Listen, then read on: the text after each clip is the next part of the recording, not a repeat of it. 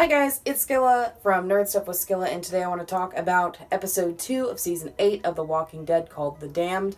I do want to keep this kind of short because we didn't get a whole lot of major plot progression going on. There will be spoilers for Walking Dead through season 2 of episode 8.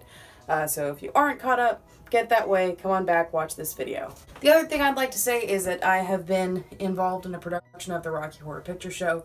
So my videos have been kind of coming a little bit slower than usual because I've been exhausted, but that production has come to an end and it was a lot of fun, and now I can get back to my regularly planned video making times and hopefully get things out as quickly as possible for you guys if you're watching this. This episode is pretty cool. We followed several different plot lines. Daryl and Rick are trying to find the cache of guns that were taken from them by the Saviors. And that's a pretty tense, sweep of a building that the two of them are doing together.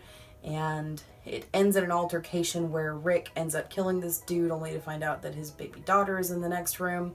Which is not my favorite turn of events, I suppose, because it leads us down a path of is Rick going to keep that baby, or is he going to be held hostage for a bit and we'll just explain the baby away as being taken care of by some other savior, like maybe that dude's wife is around, even though I kind of feel like maybe she isn't. The setup for that scene was really cool, and it just isn't my favorite outcome for that, but I do like that whole plot as a whole, especially when Daryl goes in and sees another holding cell for another person who's being tortured.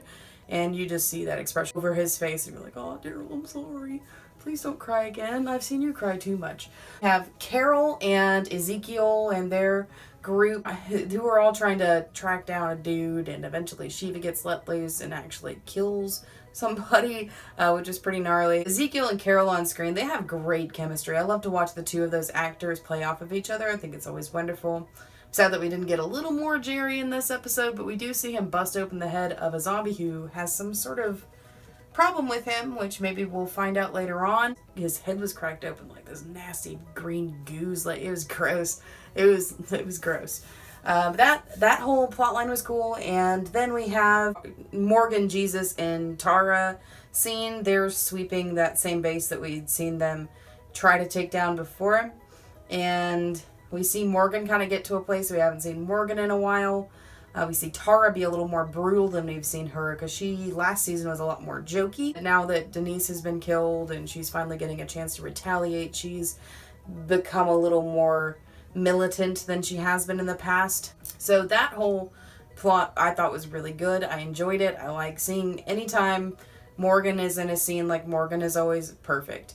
And he's always great to watch. And when they're all kind of together with Jesus, who's got two eyes that are big, beautiful pools of blue, you just can't keep your eyes off the screen, I'm just saying. And the final plot, I didn't really care as much about. It was the Eric and Aaron and some other members of our triad. They've got the armored cars out, and they're trying to take down the exterior of a base. And it's just a lot of jumping back to them having a shootout, and then jumping away from them having a shootout, and we're back in, we're back out, we're back in, we're back out. And the stakes I didn't feel were very high in that situation, even though Aaron did end up getting shot. He isn't dead, and I don't know if he's gonna live or die, and I don't really care that much. He's only important to me in that it makes Eric's character more interesting. So that's just me. And those scenes were good, they were well shot and everything.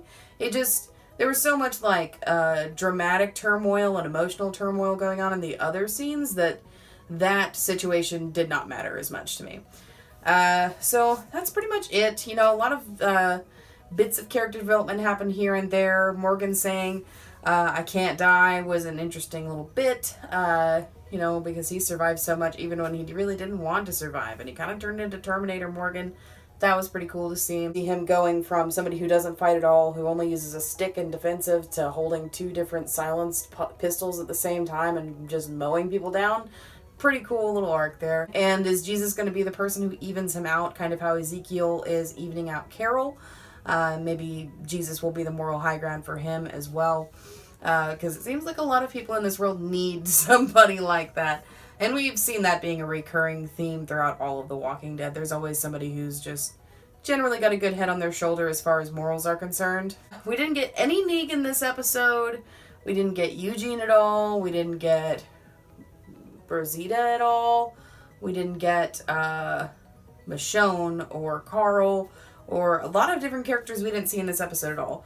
So I think that maybe since the world is so big now, they're trying to grab chunks of characters at a time and just, we'll deal with this chunk in this episode and this chunk in this episode so that it gets less difficult to follow. Is kind of how the way that Game of Thrones works, you know, since it has so many characters, we'll follow this chunk of characters, that chunk of characters.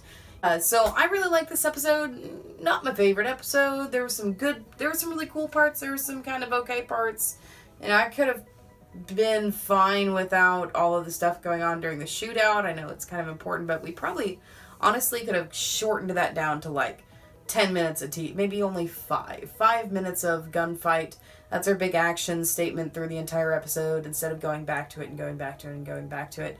And I really thought that they were going to go to a place where we were going to start seeing people turn. We saw somebody turn and come up and bite somebody, right? But we didn't see like, oh yeah, we killed a bunch of people at once and they all came back. It just kind of devolved into a retreat, I guess. I guess they retreated at the end of that. But I mean, that's fine, I guess. I just didn't think that it was going to end that way, and I feel like it would have been more interesting to watch if it had ended that way, especially since now, as far along as we are, it's a lot less walkers than it has been in the past, and sometimes I just want a little more walker action, you know? Nothing wrong with that. Anyway, that's what I thought about episode 2, The Damned of The Walking Dead Season 8. If you have any thoughts on this episode, please leave a comment down below. Make sure to give me a big thumbs up if you enjoyed this video. Subscribe if you want to hear about more nerdy stuff from me. And as always, thank you so much for watching.